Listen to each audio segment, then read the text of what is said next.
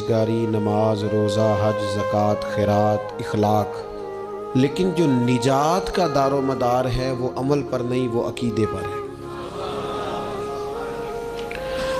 اگر عقیدوں میں خرابی آ جائے، اللہ تعالیٰ کی ذات کے بارے میں، رسول پاک علیہ السلام کے کمالات کے بارے میں، حضور علیہ السلام کی طیب و طاہر آل پاک کے بارے میں، یا حضور کے جمیع صحابہ کے بارے میں کسی کے عقیدے میں کمی آ گئی،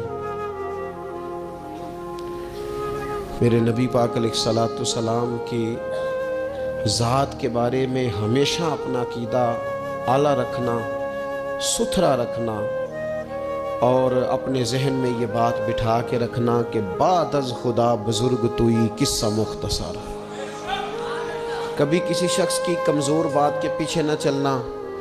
اللہ نے ہمیں رحمت للعالمین نبی کا غلام بنایا ہے۔ اللہ نے محبوب پاک علیہ السلام کو عظمتوں، شانوں، بلندیوں کے ساتھ بھیجا ہے۔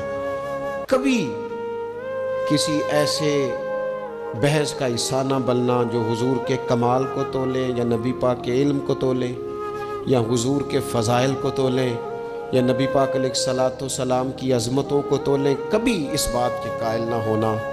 یہ نظریہ لے کے ہم نے قبر میں جانا ہے کہ بلغ العلا بکمال کشفت دجا بجمال حسنت جمیع خصال صلو علیہ۔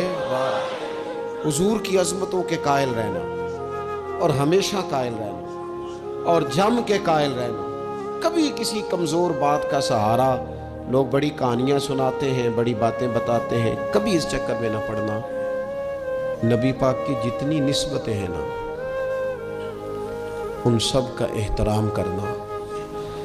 ہمارے بزرگ نا جس گدھے مبارک پر محبوب سوار ہوتے نا، اسے گدھا نہیں کہتے، ہمارے بزرگ اسے کہتے ہیں دراز گوش شریف۔ دراز گوش فارسی میں لمبے کانوں والے کو کہتے ہیں۔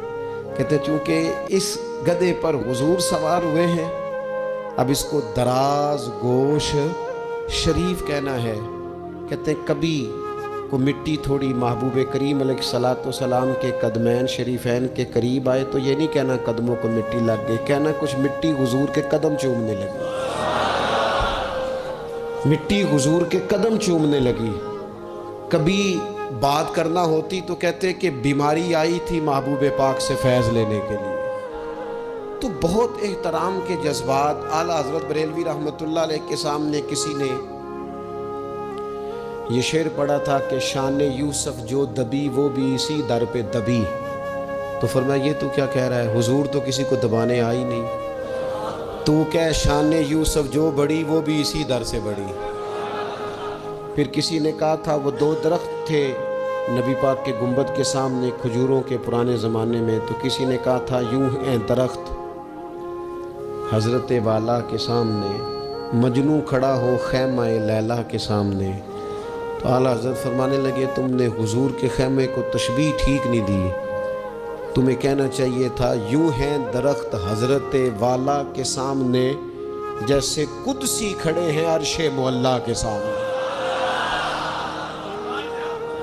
کبھی بھی کوئی کمزور لفظ، کمزور جملہ حضور سرور کہوں کہ مالک و مولا کہوں تجھے، باغ خلیل کا گلے زیبا کہوں تجھے، لیکن رضا نے ختم سخن اس پہ کر دیا، خالق کا بندہ خلق کا آقا کہوں تجھے۔